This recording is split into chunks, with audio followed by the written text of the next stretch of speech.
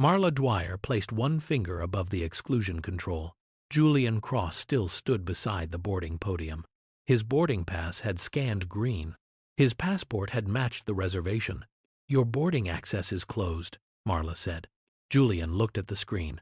"Who completed the independent review?" Marla turned toward the waiting line. She announced final boarding for Union Atlantic 719. No one answered Julian's question. It was 9:23 that Thursday morning. Gate K18 served the London departure. The jet bridge door remained open behind Marla. Julian carried one black overnight bag. A dark sweater covered his white shirt. Derek Moss had handled the first scan. The console accepted Julian's boarding pass. The passport photograph matched his face. The seat record showed no duplicate. No document alert appeared. Derek started to return the passport. Marla stepped beside him. She asked who had purchased the ticket. Julian said his office arranged the travel. Marla asked for the company name. Julian asked why that information affected boarding. Marla kept the passport on the counter. Elena Marquez remained 3 places back. She watched Derek reopen the reservation. The same green confirmation appeared. Marla looked at Julian's sweater. Then she looked at his carry-on. She claimed the route had presentation standards. "Please show me that policy." Marla did not open the policy menu. She moved Julian's passport beside her keyboard. She said he had repeated the same question. Julian said the question remained unanswered. Derek looked toward the departure clock. 9 minutes remained before door closure. Marla selected a passenger review menu. A yellow panel opened. The first field asked for observed conduct. Marla moved past it. The next field listed immediate safety options. Derek leaned toward the monitor. "Independent review has not started." Marla did not look at him. "Continue boarding." Derek stepped back from the podium. Marla controlled his station evaluations. The line moved around Julian. Julian kept both hands near his bag. He did not block the scanner. He did not approach the bridge. He asked whether a safety officer was coming. Marla selected behavioral fitness concern. The observed conduct field remained incomplete. She pressed the emergency exclusion control. Julian's green boarding status disappeared. A red border replaced it. "Boarding access closed" appeared beneath his name. Marla picked up the gate microphone. She announced final boarding again. Julian checked the terminal clock. 8 minutes remained. Elena stepped away from the line. He did not threaten anyone. Marla called it an operational decision. Elena offered her seat number. Marla turned toward Derek. "Board the remaining passengers." Derek held the scanner. He did not request Elena's information. Elena placed her boarding pass down. She identified seat 14C. Derek scanned it. The console accepted her. Marla reached for the operations headset. She called airport security. 2 security officers arrived 3 minutes later. One stopped beside Julian. The other spoke with Marla. What conduct was observed? Marla said Julian remained fixed on staff direction. The officer looked toward Julian. Julian stood beside his unopened bag. The officer asked what Julian had done. Marla said he would not disengage. "They arrived after you closed access," Julian said. Marla ended the discussion. The security officer did not touch Julian. Julian lifted his bag. He moved beside the terminal window. Elena entered the jet bridge last. She looked back before the door closed. Derek stood behind the scanner. The independent review had not started. The security officers had issued no finding. Marla pulled the jet bridge door shut. Flight 719 left without Julian. He waited until the aircraft began moving. Then he asked for an incident number. Marla handed him a customer service card. It contained no incident number. Julian photographed the gate clock. He photographed the closed door. Then he walked toward the airport hotel. Paul Renner answered on the second ring. "I will join London by secure video." Paul asked whether the airline knew his name. Julian said they knew the passenger name. "Do not call their executives." Julian told Paul to pull the public complaint process. He requested nothing else. On board, Elena connected to the aircraft network. She opened the passenger incident form. She entered the time boarding access closed. Then she entered the security arrival time. The second time came 3 minutes later. At gate K18, Marla began her report. She wrote that security supported the exclusion. The aircraft had already left the ground. Elena Marquez waited until the seatbelt sign cleared. The cabin lights had dimmed above row 14. She opened Union Atlantic's passenger incident form. The form requested the gate number first. She entered gate K18. The next field requested the event time. She entered 9:27. That was when Marla closed Julian's boarding access. The form requested security arrival time. Elena entered 9:30. She selected procedure not completed. Then she described only what she had seen. Julian presented a valid boarding pass. His passport matched the reservation. He did not raise his voice. He did not approach the jet bridge. Marla closed access before security arrived. Elena offered her seat number. No employee recorded it at the gate. She submitted the form before the meal carts moved. A confirmation number appeared on her screen. At gate K18, Marla finished her report. She marked the exclusion as immediate. She wrote that Julian challenged staff direction. She wrote that security supported the decision. The security officers had arrived 3 minutes later. Derek Moss watched Marla close the report. The operations headset remained beside his scanner. Its channel had recorded every transmission. The report reached Rachel Baines that afternoon. Rachel directed station safety compliance. She worked outside Marla's reporting line. The incident form and gate report showed different sequences. Rachel requested the headset recording. She requested the security response log. She requested the jet bridge closure report. The headset file arrived first.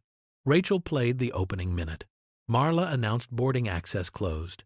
Derek confirmed. Boarding continued. Marla called security after that exchange. No safety officer joined the channel. No captain approved the exclusion. No independent reviewer spoke. The security log arrived next. Dispatch received Marla's call at 9:28. The first officer reached the gate at 9:30. The jet bridge closed 1 minute later. Rachel opened Marla's report beside the records. The report placed security support before exclusion. The recording placed security after it. Rachel scheduled Derek's interview for the next morning. Derek entered the compliance office without Marla. Rachel kept the headset transcript on paper. Who observed the safety concern? Marla did. Who completed the independent review? Derek looked at the transcript. No one. Rachel asked about Elena's offer. Derek confirmed Elena gave her seat number.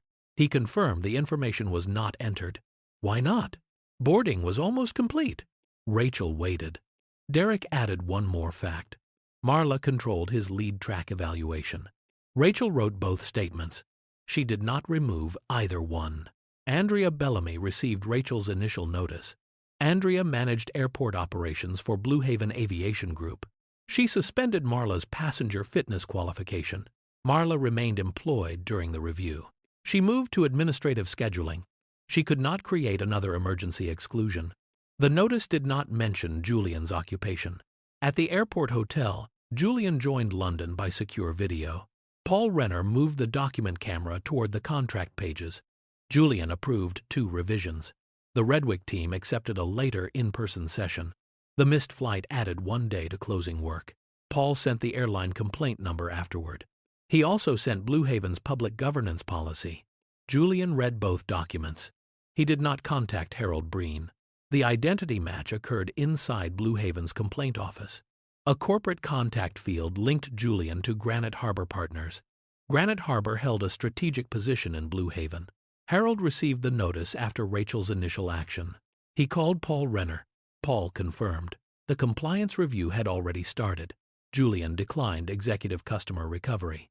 He requested the existing process remain unchanged. Rachel then searched the emergency exclusion code. She limited the search to Chicago Station. 3 earlier files carried the same sequence. One involved a passenger needing language assistance. One involved a musician with a checked instrument. One involved a traveler wearing religious clothing. Each file showed security arriving after denial. Each file closed as operationally justified. Chicago Station received speed bonuses during those months.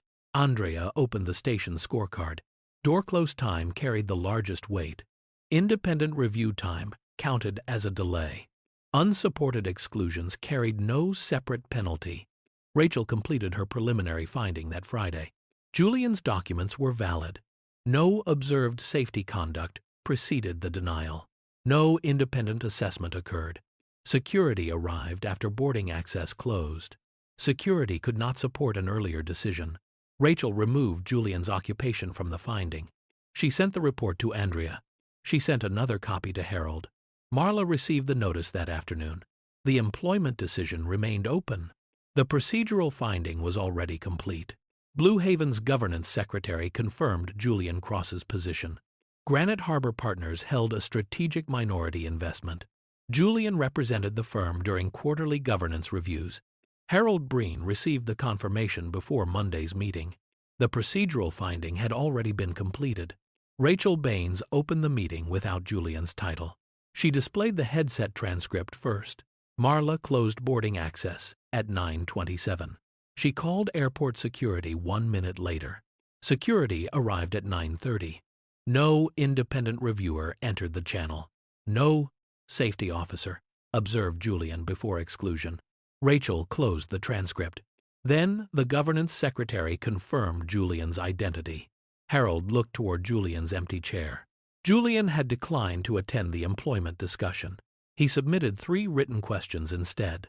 Who could activate emergency exclusion? Who had to observe the passenger first? Which performance measure rewarded skipping that review? Andrea Bellamy answered the first question. A gate manager could activate the control alone. Rachel answered the second. No independent observation had been required by software. Harold opened the Chicago station scorecard. Door close time carried the highest weight. Review time counted against the station. Unsupported exclusions carried no separate cost. The board directed Rachel to complete the employment review. Marla received the final notice 4 days later. She attended with a union representative. Andrea read the sustained findings. Marla used emergency exclusion outside standard conditions. She omitted Elena's offer to provide a statement. She described security as supporting the decision. The security team arrived after that decision. 3 earlier cases showed the same sequence. Marla said gate managers needed broad discretion. Rachel placed the operating standard beside her report. Discretion began after observed conduct. No conduct had been entered before Julian's access closed. Andrea ended Marla's employment for cause. Marla could not resign in good standing. The finding could not be described as a voluntary departure. Her passenger fitness qualification was withdrawn. Her permanent file carried the safety role restriction. Blue Haven barred her from safety-coded gate positions. The union filed an arbitration request. The arbitration occurred 6 weeks later. The arbitrator reviewed the same limited record. The headset recording established the event order. The security log confirmed the arrival time. Elena's statement described no threat or raised voice. Derek's statement confirmed no independent review occurred. The arbitrator upheld the termination. The written decision contained no reference to Julian's wealth. It contained no reference to Granite Harbor's investment. Marla received the decision through the union portal. Her employee appeal status changed to closed. No public announcement followed. Derek Moss appeared before a separate review panel.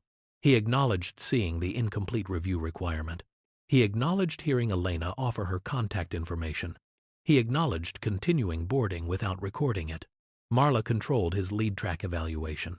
That pressure entered the finding. It did not remove his responsibility. Derek kept his job. He left the lead track program for 1 cycle. His gate lead eligibility required new certification. A protected challenge channel was added to his headset access. Using that channel could not enter his performance review. Andrea's review followed the next week. She had approved the Chicago station scorecard. The scorecard rewarded rapid door closure. It did not measure unsupported passenger exclusions. Andrea retained her position. Part of her annual performance award was withheld. She received responsibility for replacing the scorecard. The Chicago station also lost its quarterly speed bonus. The withheld amount funded the independent case review. Harold presented the changes to Blue Haven's board. The new procedure carried a plain title: Independent Passenger Fitness Review. A gate manager could begin the review. A gate manager could not complete it alone. A station safety officer had to observe the passenger. A captain could serve as the second authority. The reviewer had to name specific conduct. Security arriving later could not count as prior approval. Boarding access remained active during the assessment. Only ongoing violence allowed immediate closure. The departure clock stopped during a valid review. Witness contact had to be accepted before door closure. Junior staff could announce an incomplete review. That statement remained on the operations recording. Local managers could not erase or downgrade it. Another station reviewed every disputed exclusion. Unsupported removals entered the executive scorecard. Chicago's earlier files were handled separately. Only cases using Marla's exclusion code were reopened. 3 passengers received corrected conduct records. Documented rebooking expenses were reimbursed. The musician received payment for instrument damage. The traveler needing language assistance received a written correction. The religious passenger's security designation was removed. None had to submit a new complaint. Elena received 1 compliance confirmation. It stated that her submission supported the event sequence. It did not identify Julian's occupation. It did not describe her as a hero. Paul Renner rescheduled Julian's London session. The Redwick Logistics transaction closed the following week. Granite Harbor kept its Blue Haven investment. Julian rejected a private travel credit package. He accepted the corrected passenger record. He also accepted the governance timetable. Harold signed the first control certification. Rachel signed the operational verification. Julian signed only the acknowledgement of receipt. 3 months later, Chicago issued its station report. The old version measured boarding completion. It measured door close time. It measured departure delay. The new report added independent fitness reviews. It added witness contacts received. It added unsupported exclusions. 2 reviews had delayed boarding that quarter. Both passengers completed independent assessment. Neither case produced an unsupported removal. Gate K-18 lost its perfect departure score that quarter. This story is fictional.